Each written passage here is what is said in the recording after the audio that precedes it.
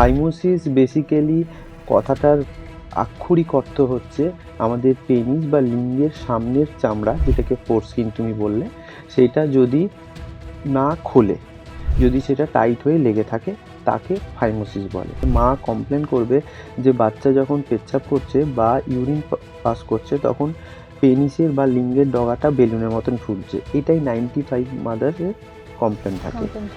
দ্বিতীয় হচ্ছে গিয়ে ওইখান থেকে পেনিসের সামনের আগের থেকে একটা সাদা সাদা স্মেগমা আমাদের সব মেলদেরই বেরোনো হয়, কিন্তু সেইটা হচ্ছে গিয়ে আটকে যায়, সেটা বেরোতে পারে না বলে সামনে বলে সাদা সাদা পাসের মতন কিছু বেরোচ্ছে।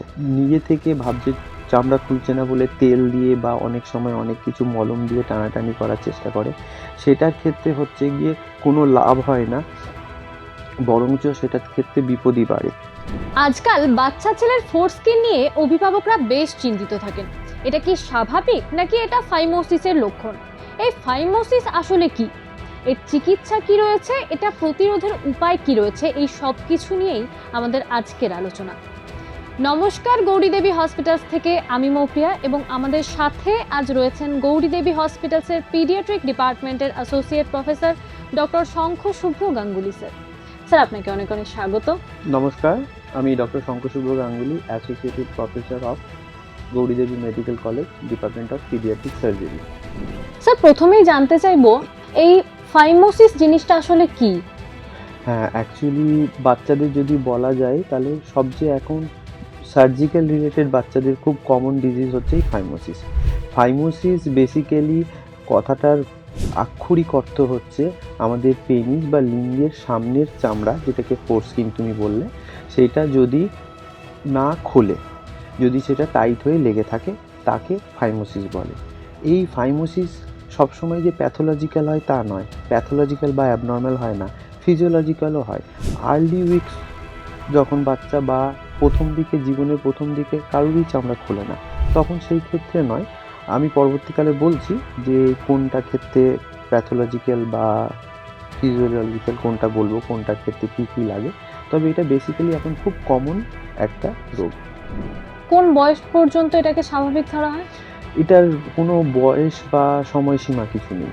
অ্যাকচুয়ালি কারোর ক্ষেত্রে প্যাথোলজিক্যাল ফাইমোসিস, প্রথমে জানা দরকার আমাদের কোনটা ফিজিওলজিক্যাল ফাইমোসিস, কোনটা pathological phimosis.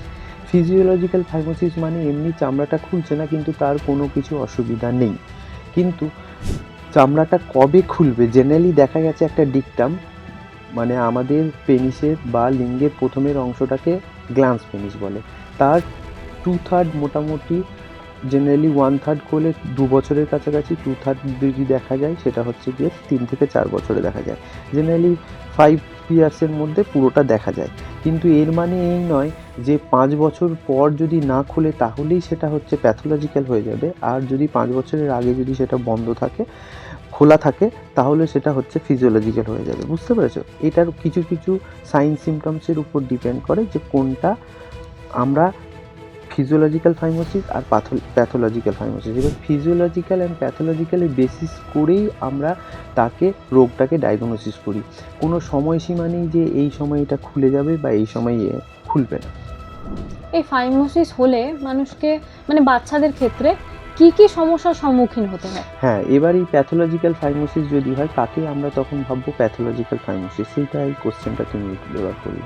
Pathological phimosis mainly basically মানে মা কমপ্লেন করবে যে বাচ্চা যখন পেচ্ছাপ করছে বা ইউরিন পাস করছে তখন পেনিসের বা লিঙ্গের ডগাটা বেলুনের মতন ফুলছে। এটাই 95 মাদারের কমপ্লেন থাকে। দ্বিতীয় হচ্ছে গিয়ে ওইখান থেকে পেনিসের সামনের আগের থেকে একটা সাদা সাদা স্মেগমা আমাদের সব মেলদেরই বেরোনো হয়, কিন্তু সেইটা হচ্ছে গিয়ে আটকে যায়, সেটা বেরোতে পারে না বলে সামনে বলে সাদা সাদা পাসের মতন কিছু বেরোচ্ছে।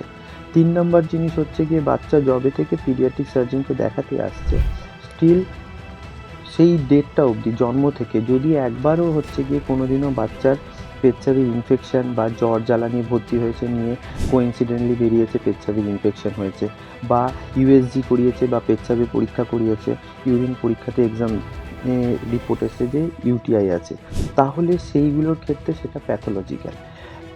একবারও ইনফেকশন বা একবারও পেচ্ছাপের বা ইউটিআইয়ের ইনফেকশন বা ইনসিডেন্টাল ফাইন্ডিং ইউরিনের রিপোর্টে ইনফেকশন যদি ধরা পড়ে বা বেলুনের মতন ফোলে, আর কিছু লোকাল এক্সামিনেশন আছে যেখান থেকে একটু হচ্ছে গিয়ে মারা কমপ্লেন করে যে পেনিসের ডগা থেকে রস কাটছে, সাদা সাদা স্মেগমা বা পুঁজের মতন বেরোচ্ছে, বা লোকাল ফোরস্কিন দেখে যদি দেখা যায় লাল হয়ে আছে, ফুলে আছে, তখন আমরা তাকে বলি ব্যালানাইটিস।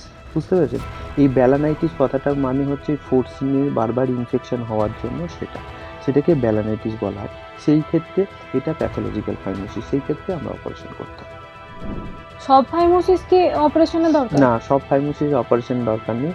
যেগুলো ফিজিওলজিক্যাল ফাইমোসিস বা যেটা ব্যালানাইটিস হয়নি নর্মাল, সেগুলো হচ্ছে ডিলেড, হয়তো পেনিসের ফোরস্কিনের চামড়াটা খুলতে সময় লাগছে, বাট খুলে যাবে, কোনো অসুবিধা হয় না।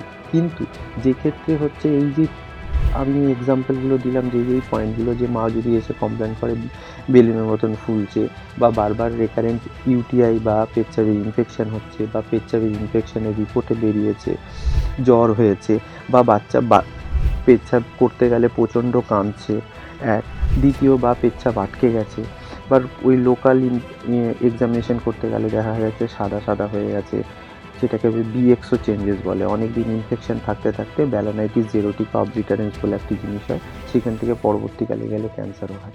তাহলে সেই জিনিসটা হলে তখন আমরা অপারেশন করি, এমনিতে নইলে কোনো অপারেশন দরকার হয় না। অনেকে ঘরোয়া পদ্ধতিতে বা চামড়া টেনে তোলার চেষ্টা করে, এটা কতটা বিপজ্জনক? হ্যাঁ, বেসিক্যালি অনেকে মানে নিজে থেকে ভাবছে চামড়া খুলছে না বলে তেল দিয়ে বা অনেক সময় অনেক কিছু মলম দিয়ে টানাটানি করার চেষ্টা করে। সেটার ক্ষেত্রে হচ্ছে গিয়ে কোনো লাভ হয় না, বরঞ্চ সেটার ক্ষেত্রে বিপদই বাড়ে। কেন? কারণ যেই বাচ্চার এখনও ফোরস্কিনটা খোলেনি, সেই বাচ্চার ওই টানাটানি করে ফোরস্কিন হয়তো খুলে যাবে, কিন্তু আমাকে বুঝতে হবে এই ফাইমোসিস, তার প্যাথোলজিক্যাল ফাইমোসিসের প্যাথোলজিটা কোথায়। প্যাথোলজিটা মেনলি হচ্ছে গিয়ে আমাদের পেনিসের সেই সামনে যে চামড়াটা আছে তার দুটো লেয়ার আছে, ভেতরের লেয়ারটা একটা, বাইরের লেয়ার।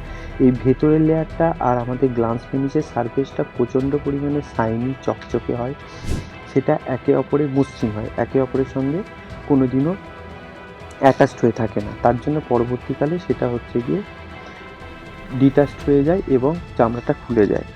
এই ব্যালানাইটিস বা ইনফেকশন হওয়ার জন্য ওই চামড়াটা, ভেতরের চামড়াটা রাফ হয়ে যায়, তার জন্য ডেন্সলি অ্যাডহেয়ার মানে চিপে একে অপরের সাথে লেগে যায়। ওই ডেন্সলি অ্যাডহেয়ার হয়ে যে চামড়াটা লেগে আছে সেই জায়গাটা যখন ছাড়ানো হবে, তারপর সেটা যখন হিলিং হয়ে যাবে, আমি যদি সেটাকে ম্যানিপুলেট করে তেল দিয়ে বা মলম দিয়ে যদি ছাড়াই, তাহলে সেই জায়গাটাতে আবার পরবর্তীকালে যে হিলিং হওয়ার পর আরও রাফ হয়ে যাবে, তার জন্য সেকেন্ড টাইম আরও বেশি লেগে যাবে। তার জন্য আপনি এই চামড়া টানাটানি করার ফলে আপনি আরও বেশি ফাইমোসিসটাকে এক্সাজারেটেড করছেন, ডিজিজ প্রসিডিওরটাকে আরও বেশি বাড়াচ্ছেন। আপনি ওইটা টানাটানির জন্য অনেক সময় যদি পেছনে চামড়াটা করে রেখে দেওয়া হয়, তারপরে সেটাকে আবার সামনে যদি না করা হয়, তাহলে ওটা ফুলে একটা ইমার্জেন্সি কন্ডিশন, তাকে বলে প্যারাফাইমোসিস, সেই কন্ডিশনটা অ্যারাইজ করবে। সেটা হচ্ছে গিয়ে তাহলে ইমিডিয়েট অপারেশন করতে হবে, এমার্জেন্সি। ওকে, এই দুটো। তার জন্য টানাটানি করে মলম লাগিয়ে এগুলো করে কোনো লাভ হয় না। সেক্ষেত্রে স্টেরয়েড ক্রিম কতটা কার্যকর? স্টেরয়েড ক্রিম অ্যাকচুয়ালি ওই বললাম, বিশেষ করে পিডিয়াট্রিশিয়ান বা কিছুরা এটা রেকমেন্ড করে থাকে, ওই মলম লাগিয়ে একটু টানার কথা বলে। সেই ক্ষেত্রে ওই যে ভেতরে অ্যান্টি ইনফ্ল্যামেটরি একটা কাজ করে, সেই ক্ষেত্রে বলা যায় যে একটা অ্যান্টি ইনফ্ল্যামেটরি কাজ করলে তাহলে সেই জিনিসটার ক্ষেত্রে একটু প্রোটেক্টেড হয়, কিন্তু প্র্যাকটিক্যালি দেখা গেছে সেটার কোনো লাভ হয় না। দিয়ে যার প্যাথোলজিক্যাল ফাইমোসিস আছে ব্যালানাইটিসের জন্য, তার ক্ষেত্রে অপারেশন লাগবেই। ইনিশিয়ালি টানাটানি করলে খুলে যাবে, কিন্তু এই ম্যানিপুলেশনটা যদি প্রতিদিন করতে বলে পিডিয়াট্রিশিয়ান বা মারা করে, যদি 1 সপ্তাহ গ্যাপ দেওয়া হয় তাহলে আবার লেগে হয় না, তার জন্য অপারেশন লাগবে। অপারেশন করলে কি বাচ্চাদের ব্যথা অনুভব হয়, বা এটার ঝুঁকি বা কতটা থাকে? হ্যাঁ, এটা একটা ডে কেয়ার প্রসিডিওর। জেনারেলি আমরা সকালবেলা পেশেন্টকে ভর্তি করি ওভারনাইট ফাস্টিংয়ের পর, তারপর সিডেশন অ্যানাস্থেসিয়া দিয়ে হয়ে যায়, বিকেলে তারপর ছেড়ে দেওয়া যায়। পোস্ট অপারেটিভ যেটা একটা হয়, একটা ব্লিডিংয়ের একটু চান্সেস থাকে, সেই ব্লিডিং দেখে নেওয়া হয়। ইন্ট্রাঅপারেটিভলি আজকাল আমরা সব কোয়াগুলেশন দিয়ে অপারেশন করা হয়, বিশেষ করে আমি করি। দ্বিতীয়ত হচ্ছে গিয়ে ইউরিনারি রিটেনশন, মানে অপারেশনের পর একটু ফার্স্ট ইনিশিয়াল ইউরিন করতে অসুবিধা হয়, সেটা ডিউ টু এই পেরিনিয়াল সার্জারিতে একটা কমন, এটা নট যে ফাইমোসিসের জন্যই হচ্ছে, কোনো হার্নিয়া, পাইলস, ফিসার, ফিস্টুলার ক্ষেত্রেও এটা হয়। একবার দেখে নেওয়া হয় পোস্ট অপারেটিভ যে অপারেশন করতে মানে ইউরিন পাস করতে পারছে কিনা, তারপরে বিকেলে ছেড়ে দেওয়া হয়, কোনো অসুবিধা হয় না। এবার মেন গন্ডগোলটা হয় হচ্ছে গিয়ে পরবর্তীকালে জেনেটিক সার্কামসিশন, মানে কি, যে ফোরস্কিনটা পুরোপুরি কেটে বাদ দিয়ে দেওয়া হয়। এবার তাহলে গ্লান্স পেনিসটা এক্সপোজ হয়ে যাচ্ছে। গ্লান্স পেনিসটা মানে পেনিসের ডগাটা, আগের অংশটা এক্সপোজ হয়ে যাচ্ছে। এবার ওই এক্সপোজ হয়ে যাওয়ার জন্য সেটাকে ঘষা লেগে যদি একটা ঘষা, সেখানে নার্ভ সাপ্লাই প্রচণ্ড থাকে। এবার ওই জায়গাটা যদি এমনি কোনো কিছুতে ঘষা লাগে, তাহলে একটা বাচ্চার শরীরে কারেন্টের মতন লাগে। ইটসেলফ কাটা হয়েছে চামড়া, তারপরে সেলাই পড়েছে, তার জন্য যতটা না ব্যথা হয়, ওর অস্বস্তি লাগে, ওইটার জন্য গ্লান্স পেনিসটা এক্সপোজ হয়ে থাকে। সেইখানের মধ্যে কিছু ঘষা লাগলেই একটা শরীরে অস্বস্তি হয়, একটা কারেন্টের মতন সেন্সেশন হয়, সেইটা বাচ্চা বুঝতে পারে না। তার জন্য আমরা পোস্ট অপারেটিভ তাকে বলা হয় যে পুরনো সুতির প্যান্ট, পুরনো সুতির ছাপা শাড়ি, ধুতি, লুঙ্গি, পুরনো নরম যেগুলো হয় সেগুলো লুঙ্গির মতন করে পরে। ব্যাস এটুকুই, আর কিছু সেরকম অসুবিধা হয় না। বাচ্চারা তো এমনিতে চঞ্চল হয়, তো সেক্ষেত্রে কতদিন সময় লাগে ঠিক হতে? সেরকম এটা বললাম তো, ডে কেয়ার সার্জারি বিকেলে চলে যায়, তারপরে পোস্ট অপারেটিভ সেরকম কোনো ড্রেসিংয়ের বেলায় নেই, খাওয়া দাওয়া সব কিছুই নর্মাল, স্নান টান, খালি আমরা একটু বলা হয় যে 1 সপ্তাহ তেল যেন গায়ে না লাগে, কারণ ওইখানে কন্ট্যাক্টে যদি তেলের কন্ট্যাক্ট হয় তাহলে ইনফেকশনের চান্স বাড়তে পারে বলে, স্টিকির জন্য। আর এমনিতে সেরকম কিছু যে পরবর্তীকালে যে বাচ্চার খুব বেশি অসুবিধা হয় সেরকম কিছু না, মোরাললেস 1 উইক, তারপর 1 উইক পরে বাচ্চা প্যান্ট পরতে পারে। মেনলি পোস্ট অপারেটিভ অসুবিধা বলতে বাচ্চা প্যান্ট পরতে পারে না, সেইটাই একটা অসুবিধা। সেই অসুবিধাটা কাটিয়ে উঠতে মোটামুটি 1 থেকে 1.5 সপ্তাহ সময় লাগে, তারপর আবার নর্মাল লাইফে ফিরে আসে বাচ্চা। স্যার, যদি এরকম খুব ছোট বাচ্চা দেখা যায়, সেক্ষেত্রে অপারেশন করতে গেলে কি একটু ওয়েট করে যেতে হয়? না, অ্যাকচুয়ালি ব্যাপারটা হচ্ছে তার ডিলেড অনেক কমপ্লিকেশনস আছে। যদি আমি ওয়েট করি, ওয়েট অ্যান্ড ওয়াচ, আমার ডিজিজটা আছে, সেই ডিজিজটা আছে, যদি আমাকে চিকিৎসা করাতে হয়, তার চিকিৎসা যদি অপারেশন হয়, তাহলে অ্যাজ আর্লি অ্যাজ পসিবল করা উচিত। কেন? কারণ আমি যদি তাকে ফেলে রেখি, তার একটা কনসিকুয়েন্স আছে, পরবর্তীকালে গিয়ে প্রবলেম হবে। কারণ যে পেশেন্টের হচ্ছে গিয়ে বাইরে ফাইমোসিস যাদের আছে, তাদের ক্ষেত্রে হচ্ছে গিয়ে আউটফ্লোটা অবস্ট্রাকশন হচ্ছে, মানে নালি সামনের বন্ধ আছে। এবার তার জন্য পেচ্ছাপটা ঠিকঠাক ক্লিয়ার হয় না, তার জন্য বারবার ইউটিআই চান্সেস হয়। দ্বিতীয় দেখা গেছে ইউটিআই যদি বেশি হয়, সেই ক্ষেত্রে ভেসিকুলেটরি রিফ্লেক্স যেটা হয়, তার জন্য হচ্ছে গিয়ে আমাদের কিডনিরও মাঝে মাঝে ইসকেমিক চেঞ্জেস হয়, অনেক কিছু। পরবর্তীকালে সেটা যদি অনেক নেগলেক্টেড কেস হয়, তাহলে হাইড্রোনেফ্রোসিস ডেভেলপ করতে পারে, নেফ্রন ইনজুরি হতে পারে, ইসকেমিক কিডনি ডিজিজ হতে পারে। পরবর্তীকালে দেখা যাচ্ছে যে বাচ্চাদের ডিলেড অনেক ভবিষ্যতে প্রেশারের রোগ বা হাইপার টেনশনের রোগ আগে আসছে, এই ধরনের কমপ্লিকেশনগুলো হতে পারে। তার জন্য যদি ডায়াগনোসিস হয়, বাচ্চার ঠিক সময় ডায়াগনোসিস হয়, আর ঠিক সময় যদি ধরা পড়ে যে এটা হচ্ছে প্যাথোলজিক্যাল ফাইমোসিস বা ব্যালেনাইটিস, তাহলে অপারেশন করে নিতে। ফাইমোসিস আনট্রিটেড থাকলে ভবিষ্যতে কি কি সমস্যা হতে পারে? হ্যাঁ, ভবিষ্যতে এই বললাম, ফাইমোসিস আনট্রিটেড থাকলে যে জিনিসটা হচ্ছে কি আউটফ্লো ট্র্যাক্ট অবস্ট্রাকশন হচ্ছে, ইউরিনটা ঠিকঠাক ক্লিয়ার হচ্ছে না, তার জন্য হচ্ছে গিয়ে ব্লাডারে জমছে, ব্লাডারে গিয়ে বারবার রেকারেন্ট ইউরিনারি ট্র্যাক্ট ইনফেকশন হচ্ছে। সেই ক্ষেত্রে হচ্ছে গিয়ে ভেসিকুলেটরি রিফ্লেক্স, ইউরিনটা আপস্ট্রিম উপরে উঠে গিয়ে কিডনিতে যাচ্ছে, কিডনির মধ্যে ইনফেকশন হচ্ছে, নেফ্রন ইনজুরি হতে পারে। যদি অনেক নেগলেক্টেড হচ্ছে কেসেস হয়, তাহলে সেই ক্ষেত্রে হচ্ছে হাইড্রোনেফ্রোসিস ডেভেলপ করতে পারে। আর পরবর্তীকালে যদি ইসকেমিক ইনজুরি কিডনিতে বেশি হয় বা নেফ্রন ইনজুরি হয়, তাহলে ভবিষ্যতে দেখা গেছে early onset of hyper tension বাচ্চাদের ক্ষেত্রে দেখা গেছে। স্টাডি রিপোর্টে দেখা গেছে যেসব বাচ্চাদের ঠিক সময় ফাইমোসিস অপারেশন হয়েছে, তাদের পরবর্তীকালে গিয়ে হাইপার টেনশনের চান্সেস বা প্রেশারের রোগের চান্সেস, আর যাদের ঠিক সময় করা হয়নি তাদের ক্ষেত্রে আরও অনেক বেশি, এবং অনেক আগে থেকে তাদের প্রেশারের রোগ স্টার্ট হচ্ছে। এটাই মেনলি। এটা প্রতিরোধের উপায় কি? প্রতিরোধের সেরকম কিছু উপায় নেই। বেসিক্যালি হচ্ছে গিয়ে যখন বাচ্চা কিছু সেরকম টিপিক্যালি প্রতিরোধের কোনো উপায় নেই। এটা একটা কনজেনিটাল অ্যানোমালি।